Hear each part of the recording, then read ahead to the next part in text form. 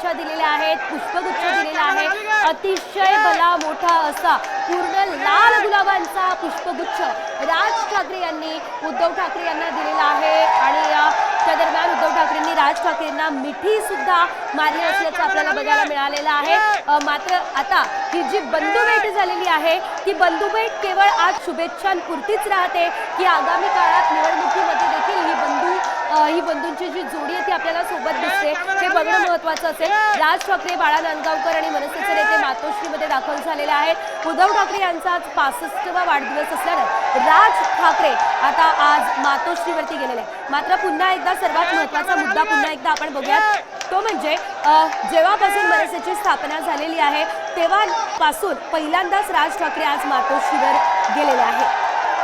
पुन्हा एकदा जाते आमचे प्रतिनिधी गणेश कवडे यांच्याकडे। गणेश, आज सध्या राज ठाकरे आणि उद्धव ठाकरे कुठे आहेत आणि त्यांच्यामध्ये काही महत्त्वाची चर्चा सुरू आहे का?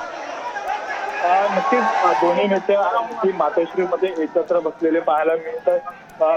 गेले 20 मिनिट 10 ते 20 मिनिटापासून खरं तर हे दोन्ही नेते आहेत यामध्ये चर्चा आहे। त्याचबरोबर प्रमुख नेते देखील आहेत ते देखील सोबत सगळे असल्याचं देखील सध्याचं चित्र आहे। त्यामुळे या दोघांमध्ये नेमकी वेगळी काही चर्चा होते का ती अवघ्या काही वेळामध्ये बाहेर येईलच। मात्र वाढदिवसानिमित्त सध्या मातोश्रीवर एक वेगळं वातावरण सध्या पाहायला मिळते। बाकीचे नेते देखील आहेत ते यायला सुरुवात झालेली आहे। भास्कर जाधव पोहोचले, संजय राऊत असतील, अंबादास दानवे असतील, सर्व नेते आहेत ते दाखल झालेले सध्या पाहायला मिळत आहेत। त्याचबरोबर अनेक जे नेते आहेत ते देखील सध्या या ठिकाणी येत आहेत कारण की गेल्या अनेक वर्षानंतर खरं तर राज ठाकरे आणि उद्धव ठाकरे या वाढदिवसाच्या निमित्त आहेत ते एकत्र आलेले आहेत। त्यामुळे उत्साहाचं वातावरण आहे।